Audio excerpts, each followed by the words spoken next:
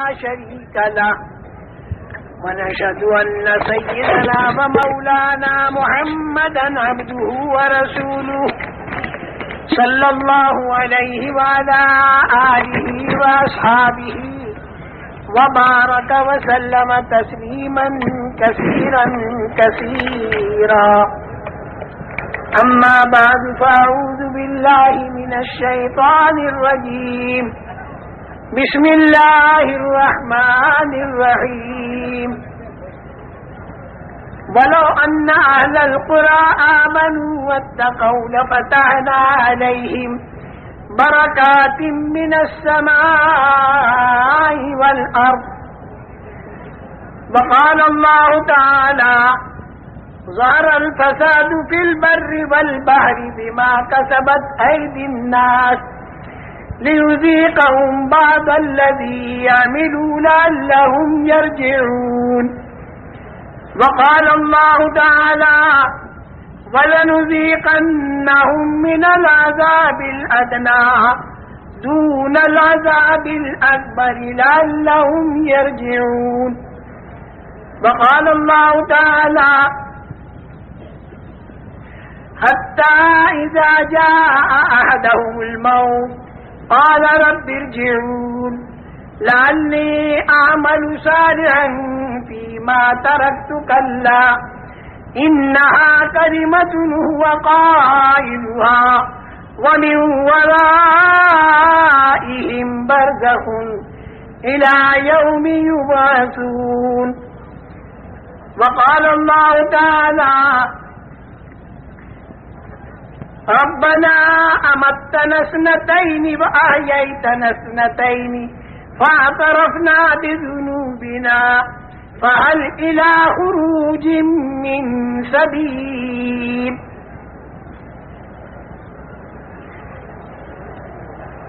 میرے محترم دوستوں اور بزرگوں، دنیا کے اندر زندگی بسر کرنے کے طریقے دو ہیں. ایک طریقہ وہ ہے جو اللہ نے تجویز کر کے دیا، دوسرا طریقہ وہ ہے جو انسان خود تجویز کرے. انسان جو طریقہ خود تجویز کرے گا وہ صرف موجودہ زمانے کو سامنے رکھ کر تجویز کرے گا. موجودہ زمانے میں اسے جتنا نفع دکھائی دے گا اس کے باقی رکھنے کا فکر کرے گا، اور جتنا نقصان دکھائی دے گا اس کے دور کرنے کا فکر کرے گا. لیکن آئندہ جو زمانہ اس کے سامنے آتا جائے گا تو پھر اس کی رائے اور اس کی تدبیر اور اس کا طریقہ بدلتا چلا جائے گا. اس کے بعد پھر دوسرا زمانہ آئے گا تو پھر رائے اور طریقہ اس کا بدلتا چلا جائے گا، یہاں تک کہ آدمی کی موت آ جاوے. تو موت آنے کے بعد حالات ختم نہیں ہوتے بلکہ حالات کا انتظام کرنے کا کی جو طاقت تھی وہ ختم ہو جاتی. عام طور سے یہ سمجھا جاتا ہے کہ موت آئی تو حالات ختم ہو گئے، خوشحال آدمی کی خوشحالی ختم ہو گئی اور بدحال آدمی کی بدحالی ختم ہو گئی، جو بیمار تھا اس کی بیماری ختم ہو گئی، جو بھوکا پیاسا تھا بھوک پیاس اس کی ختم ہو گئی، جو خوب کھاتا پیتا تھا تو خوب کھانا پینا ختم ہو گیا، عزت والے کی عزت ختم ہو گئی، ذلت والے کی ذلت ختم ہو گئی. اس لیے جب موت آتی ہے تو آدمی کی لاش کو قبر کے اندر دفن کر دیتے ہیں، تھوڑے دنوں کے بعد میں وہ مٹی بن جاتا ہے، آگے کچھ دکھائی نہیں دیتا. تو عام ذہن پوری دنیا کا یہ ہے کہ مر گئے تو ختم ہو گئی بات، حالات سارے ختم ہو گئے. جتنے بھی حالات اچھے یا برے ہیں وہ موت تک ہیں. لیکن ایسا نہیں ہے. ہمارا اور تمہارا پیدا کرنے والا خدا جس نے اپنی قدرت سے تین تین اندھیریوں میں ماں کے پیٹ کے اندر اس انسان کو بنایا، جبکہ وہاں پر کوئی روشنی بھی نہیں تھی، ماں کا پیٹ تھا، بچے دانی تھی اور اس کے اندر ایک جھلی تھی، اس جھلی کے اندر لپٹا ہوا بچہ تھا، اور سارے اعضاء انسانی اللہ تعالیٰ نے بنائے.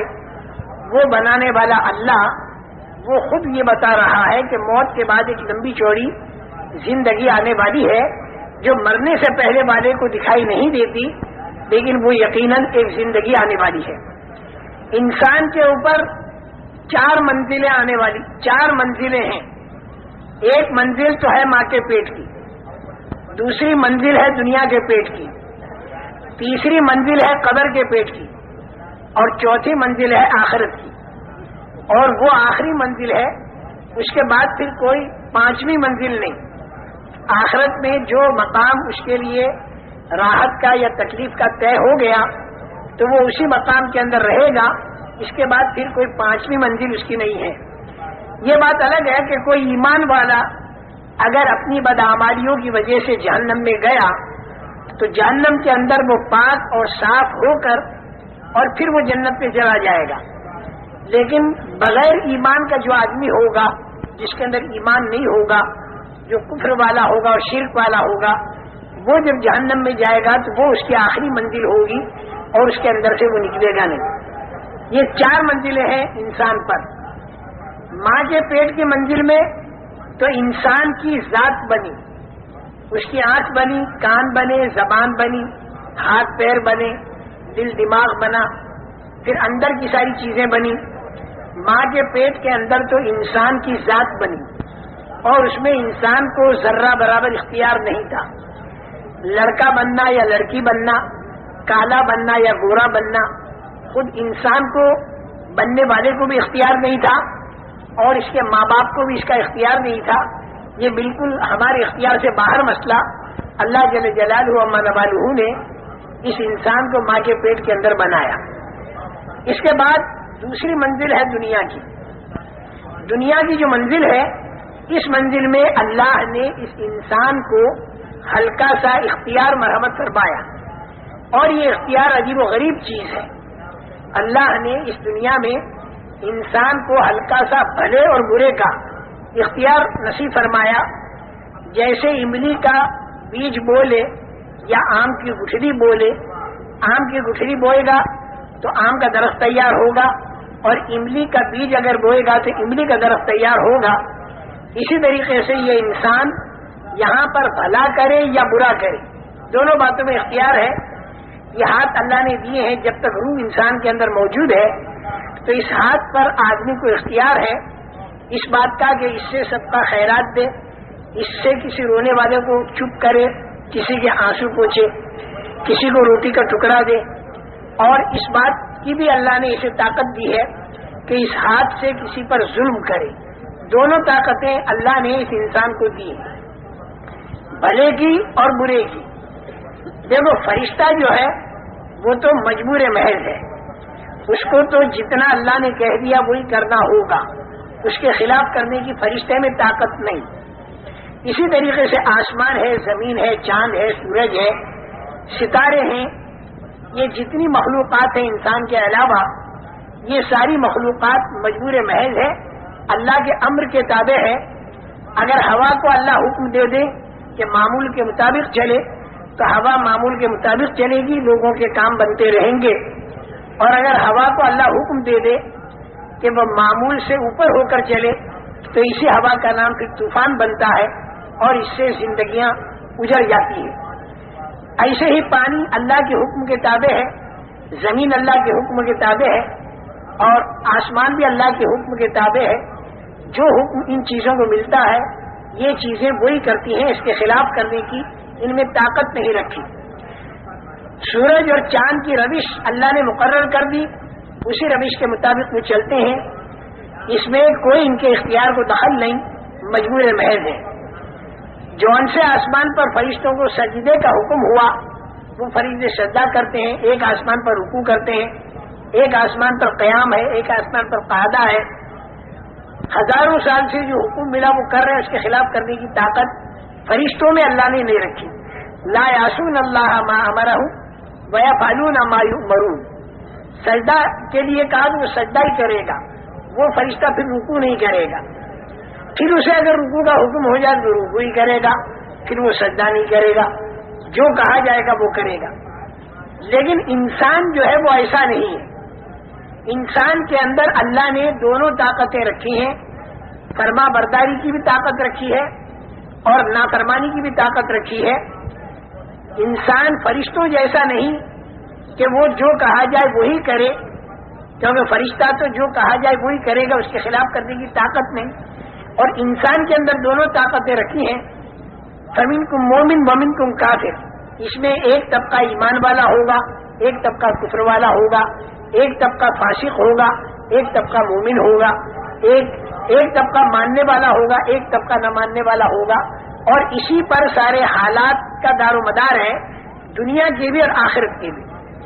جتنے اس دنیا کے اندر حالات آتے ہیں وہ حالات کے لانے والے تو ہے اللہ۔ عزت اور ذلت، کامیابی اور ناکامی، اطمینان اور پریشانی، خوف اور امن، بیماری اور تندرستی، موت اور حیات، طبیعت کے موافق حالات یا طبیعت کے خلاف حالات جو اس دنیا کے اندر آتے ہیں، اس حالات کے لانے والے تو ہے اللہ۔ اللہ کے ارادے سے وہ حالات آتے ہیں، جیسا اللہ ارادہ کرتے ہیں ویسے حالات آتے ہیں۔ بعض مرتبہ ذلت کا نقشہ ہوتا ہے، لیکن اللہ کا ارادہ ہو جائے تو اسی میں عزت آ جاتی ہے۔ حضرت یوسف علیہ السلام کا سارا نقشہ ذلت کا تھا، دو مرتبہ ان کا بکنا اور زنا کی تہمت لگ کر جیل خانے کے اندر جانا، یہ ذلت کا نقشہ تھا، لیکن اللہ نے ارادہ عزت کا فرما دیا تو اپنی قدرت سے حضرت یوسف علیہ السلام کو ایسی عزت مل گئی کہ دنیا کے کروڑ آدمی ہزاروں سال کے بعد بھی ان کا احترام کرتے ہیں۔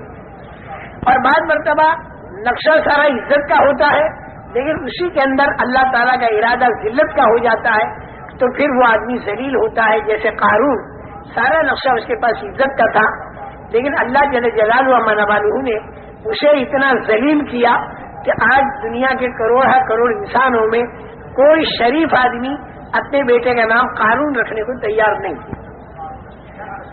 تو میرے محترم دوستو، حالات جو آتے ہیں انسان پر وہ اللہ کی طرف سے آتے ہیں، اللہ ہی حالات کو لاتے ہیں، لیکن اللہ تعالیٰ کے حالات لانے کا ایک ضابطہ اور ایک قانون ہے۔ اللہ تعالیٰ جتنی ضابطے کی رعایت کرتے ہیں اتنی کوئی ضابطے کی رعایت نہیں کرتا۔ اللہ نے ضابطے بنا رکھے ہیں، ضابطے کی اتنی رعایت ہے کہ لئن اشرکت ليحبطن عملك ولتكونن من الخاسرین، یعنی معصوم سے معصوم تر شخصیتوں سے اللہ یہ کہتے ہیں کہ اگر شرک کیا تو اعمال سارے ختم ہو جائیں گے اور نقصان والوں میں تم بن جاؤ گے۔ آپ اندازہ لگاؤ کہ ضابطے کی اللہ کے ہاں کتنی رعایت ہے۔ یہ حالات جو آتے ہیں دنیا میں اور آخرت میں، یہ ایک ضابطے کے ماتحت آتے ہیں، بلا ضابطہ اندازن نہیں آتے۔ اور ضابطہ اللہ کا حالات لانے کے لیے دنیا کے اندر کی پھیلی ہوئی چیزیں نہیں ہیں، بلکہ انسان کے بدن سے تیار ہونے والے اعمال ہیں۔